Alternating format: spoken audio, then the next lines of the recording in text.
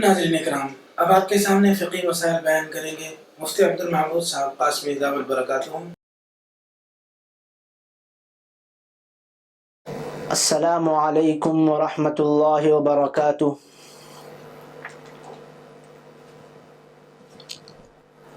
الحمد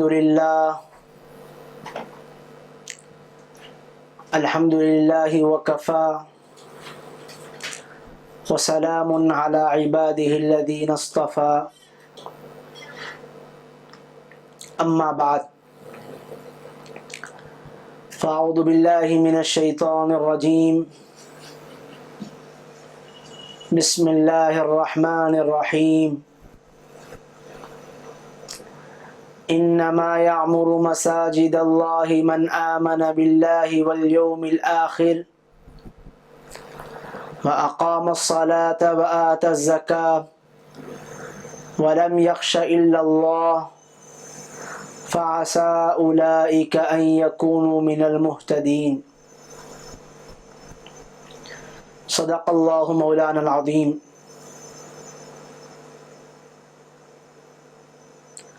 محترم ناظرین،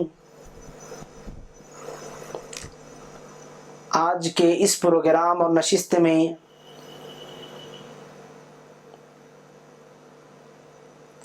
آپ کی خدمت میں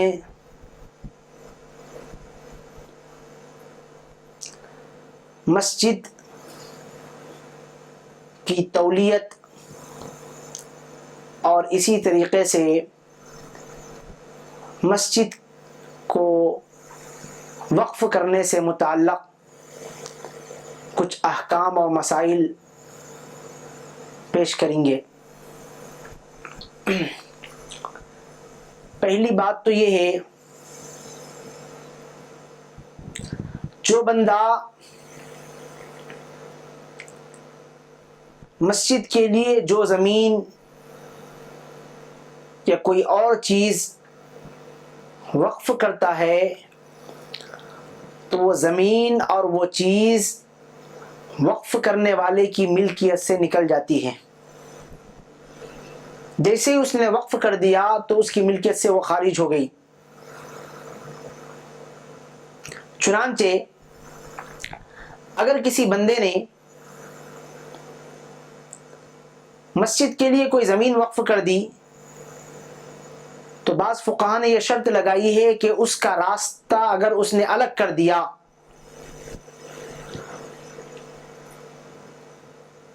اور لوگوں کو نماز کی عام اجازت دے دیا، اور اس اجازت کے بعد اگر کوئی ایک بندہ اس میں نماز پڑھ لیا تو اس کا حکم مسجد شرعی کا ہو جائے گا۔ بعض لوگوں نے یہاں تک فرمائی کہ اگر کوئی بندہ مسجد کے لیے زمین وقف کر دیا تو صرف سپردگی سے وہ زمین مسجد کہلائی جائے گی، یعنی مسجد ثابت ہو جائے گی۔ بعض ائمہ کہتے ہیں کہ وقف کے بعد قبضے کے ثابت ہونے کے لیے بجماعت نماز ہونا ضروری ہے۔ امام ابو یوسف رحمۃ اللہ علیہ کا کہنا ہے کہ صرف واقف کا وقف کا اعلان ہی مسجدیت کے لیے کافی ہے۔ واقف نے صرف اعلان کر دیا کہ میں نے اس کو مسجد بنا دی، اعلان کر دیا، تو بس اس کا اعلان ہی کافی ہے کہ یہ مسجد ہو جائے گی، مسجد ثابت ہو جائے گی۔ محترم ناظرین، یہ تو وقف سے متعلق بات تھی، لیکن اب مسجد کی ذمہ داری وقف ہونے کے بعد کون سنبھالے گا؟ اس کے لیے اس کے طریقے تین ہیں۔ ایک تو یہ ہے کہ واقف خود سنبھالے گا، یا پھر اس کے لیے کسی اور آدمی کو متعین کرے گا کہ جو اس کی ذمہ داری سنبھالے گا، جس کو متولی کہتے ہیں، یا پھر باقاعدہ طور پہ کمیٹی بنائے گا اور لوگوں کے حوالے کر دے گا کہ تم سنبھالو۔ یہ عام طور پہ یہ تین طریقے ہوتے ہیں۔ جو بندہ زمین وقف کر رہا ہے وہ خود بھی متولی بن سکتا ہے، وہ خود بھی ذمہ دار بن سکتا ہے، اور ساتھ ساتھ میں یہ بھی کر سکتا ہے وہ تولیت اپنے اور اپنے خاندانوں کے لیے محفوظ بھی رکھے، یعنی یہ کہے کہ میں اور میرے بعد فلاں شخص، پھر اس کے بعد فلاں شخص اس مسجد کا متولی ہوگا، اور جس کو چاہے بخش سکتا ہے۔ لیکن اگر متولی میں شرعی آزار پیدا ہو جائیں گے تو اس کو اس عہدے سے برطرف کر دیا جائے گا۔ مثال کے طور پہ وہ تولیت کرنے سے عاجز ہو گیا، یا پھر فاسق ہے یا فاجر ہے، یا پھر اس کو شراب پینے کی عادت ہے، یا پھر گناہ کبیرہ کرتا ہے، کھلم کھلا اعلانیہ طور پہ، اس کو مسجد کی تولیت سے برخاست کیا جا سکتا ہے۔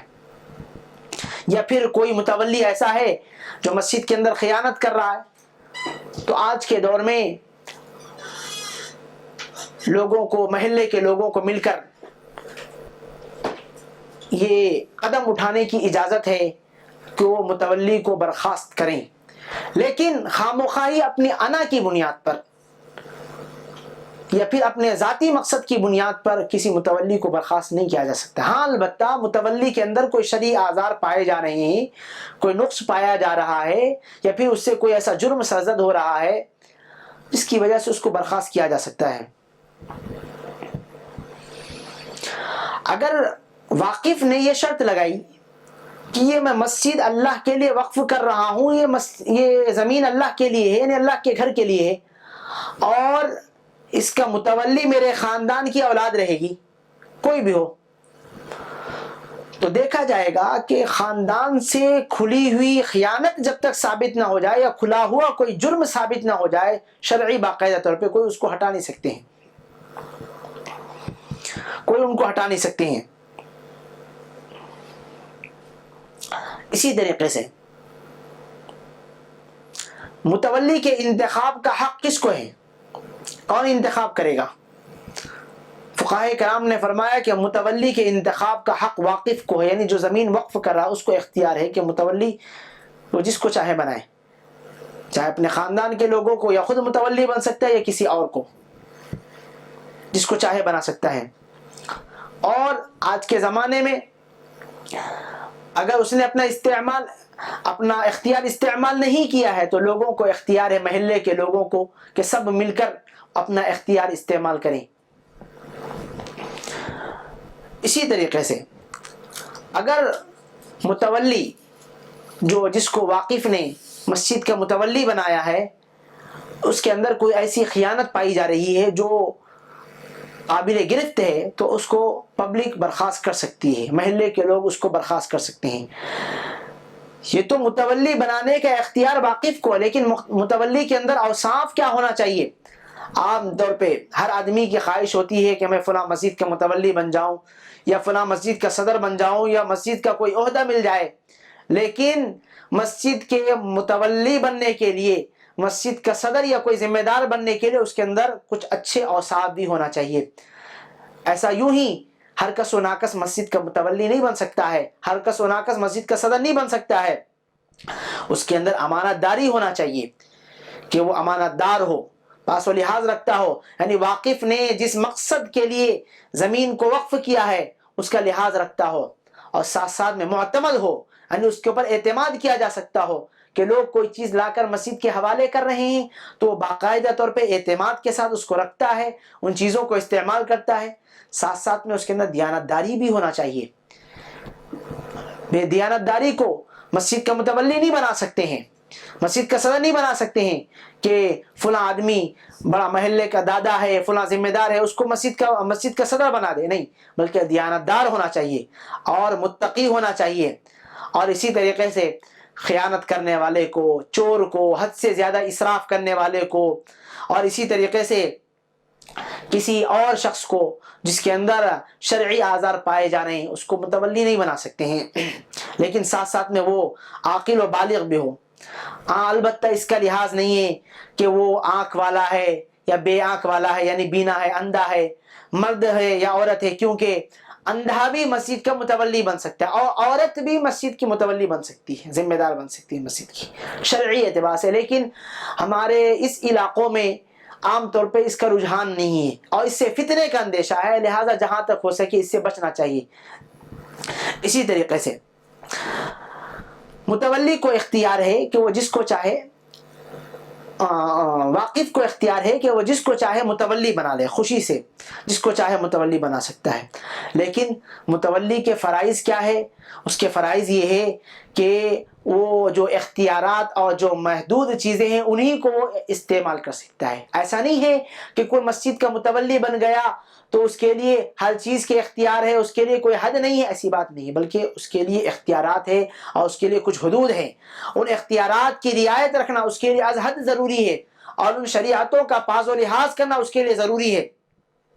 وہ یہ ہے کہ اپنی مفوضہ ذمہ داری کو بحسن و خوبی انجام دے سکتا ہو. یعنی واقف نے جس مقصد کے لیے مسجد کو یا زمین کو وقف کیا ہے اس مقصد کے مطابق اس کو استعمال کرے، یہ سب سے پہلے متولی کی ذمہ داری ہے. اسی طریقے سے مسجد کی ایک ذمہ داری یہ ہے کہ وہ صفائی ستھرائی کا خیال رکھے، مسجد کے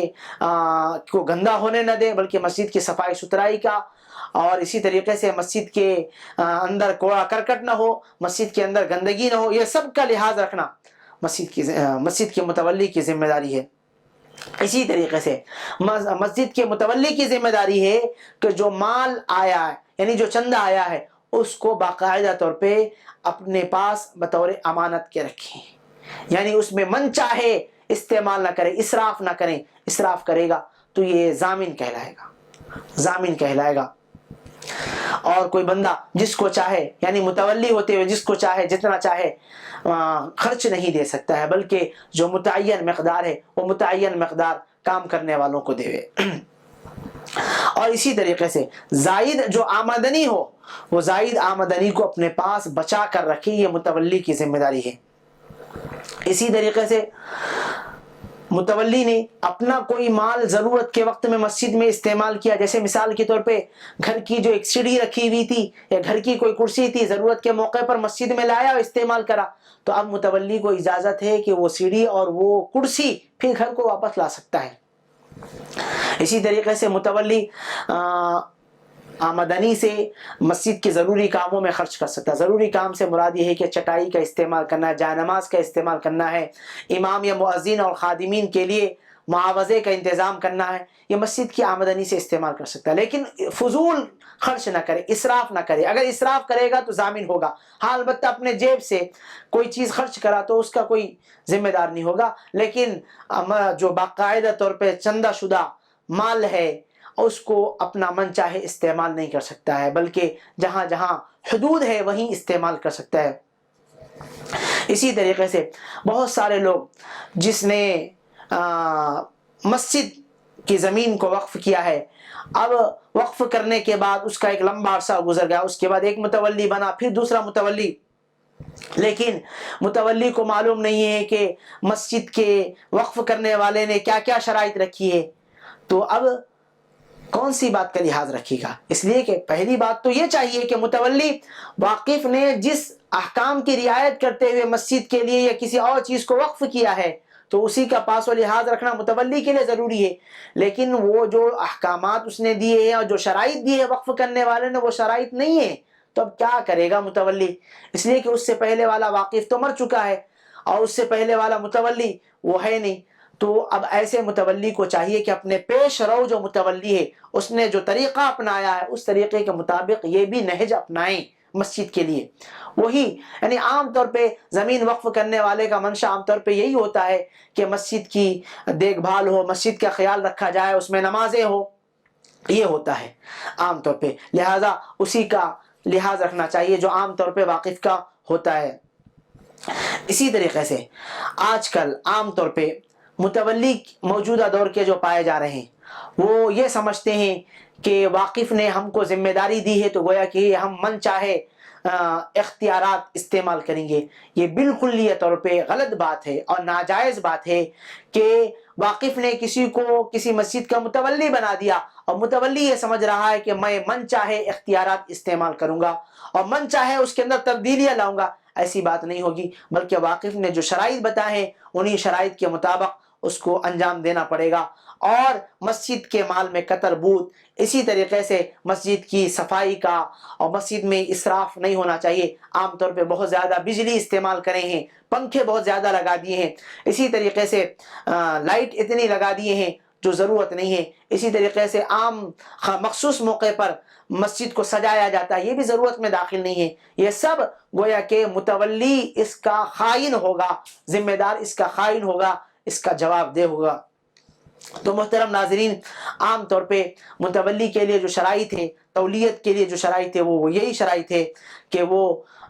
بندہ واقف نے جس مقصد کے لیے وقف کیا ہے ان سب کا پاز و لحاظ رکھے، وقف نامہ اپنے ساتھ میں رکھے، واقف نے جو وقف کیا ہے اور جو شرائط اس میں لکھے ہیں وہ اپنے ساتھ میں رکھے، اسی کے مطابق عمل کرتے رہے، اور ساتھ ساتھ میں عاقل و بالغ ہو، امانت دار ہو، اس کے اندر دیانت داری ہونی چاہیے، متقی و پرہیزگار ہونا چاہیے، اور فسقیہ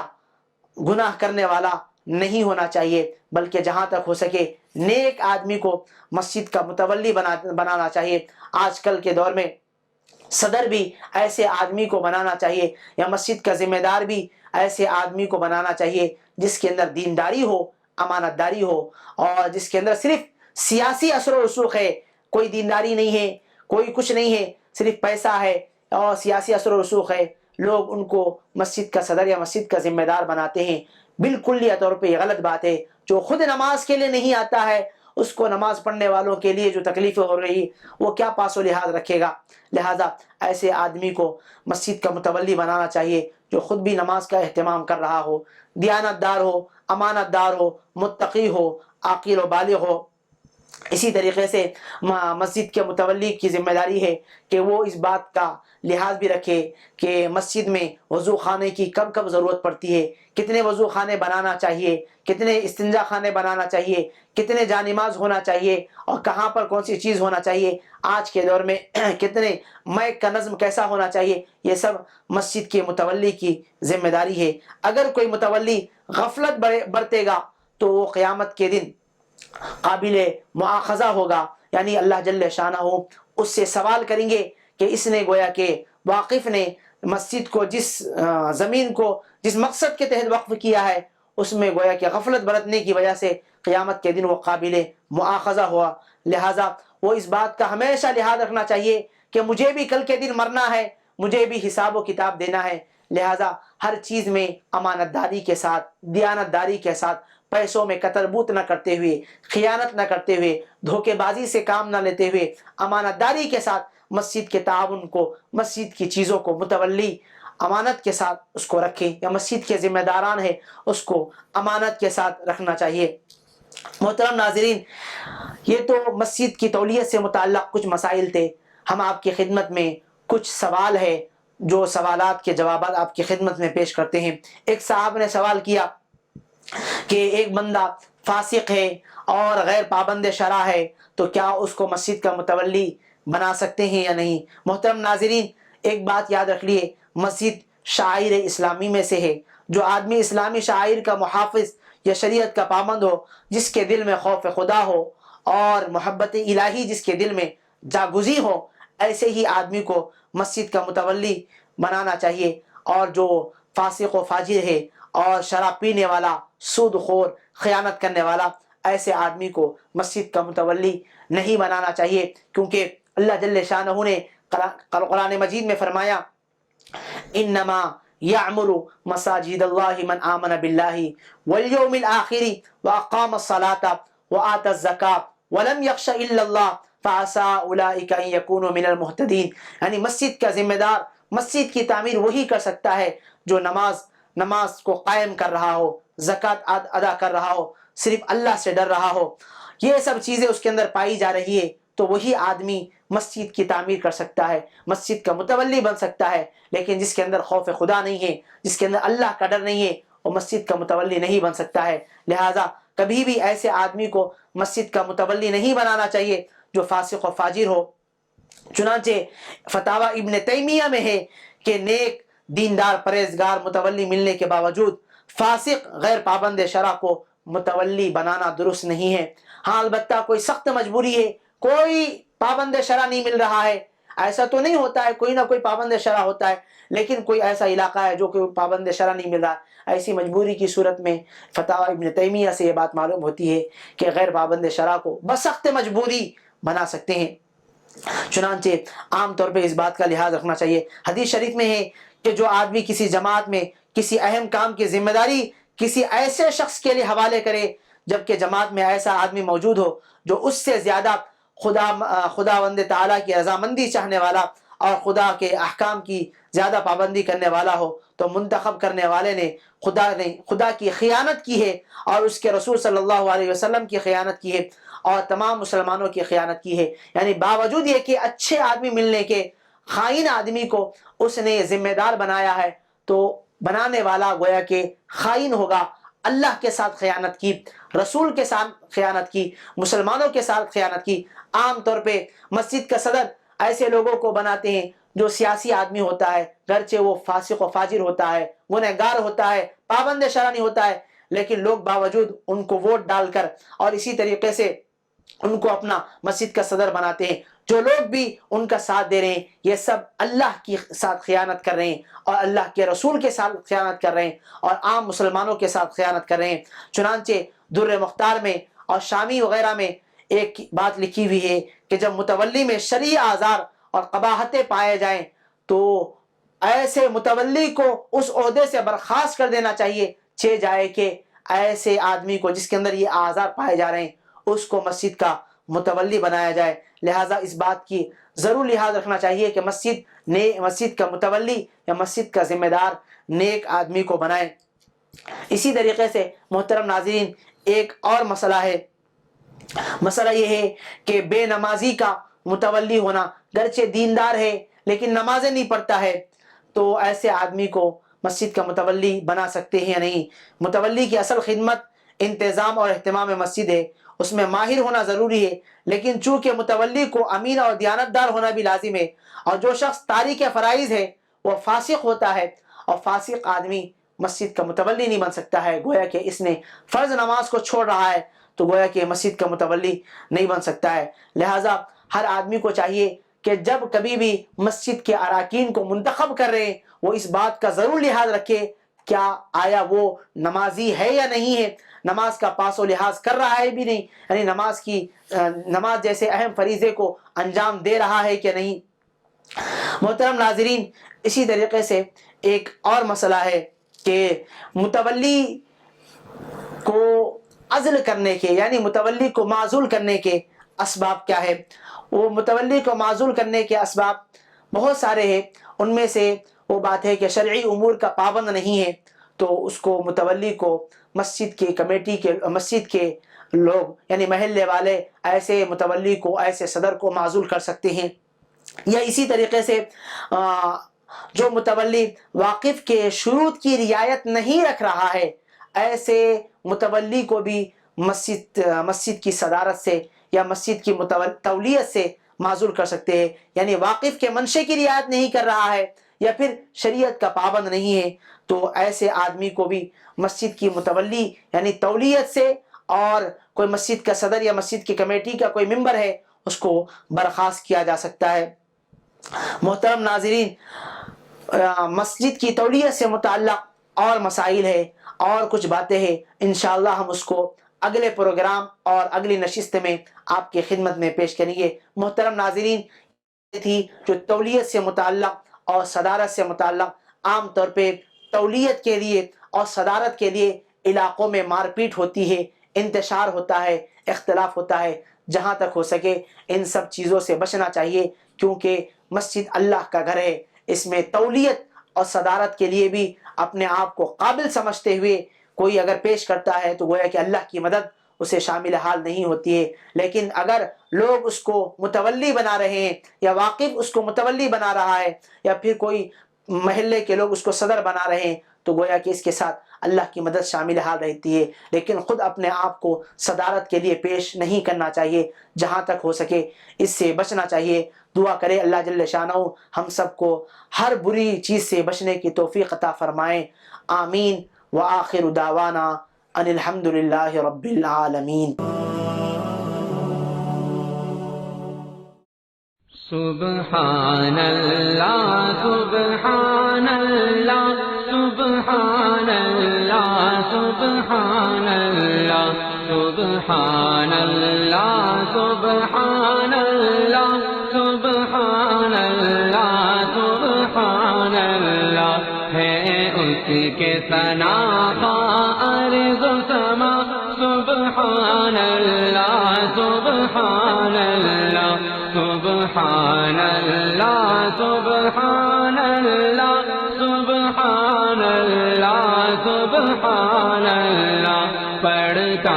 ہے خدا خود صلی علی سبحان اللہ سبحان اللہ سبحان اللہ سبحان اللہ سبحان اللہ سبحان اللہ ہے سب سے مقدس بات خدا وہ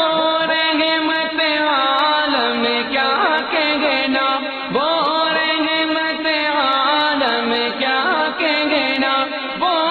رحمت عالم کیا کہنا اس ثنا کوئی ہوگا نہ ہوا سبحان اللہ سبحان اللہ اس ثنا کوئی ہوگا نہ ہوا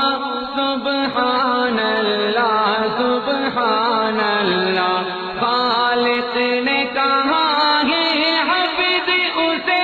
اس رمز کو کوئی کیا سمجھے اس رمز کو کوئی کیا سمجھے اس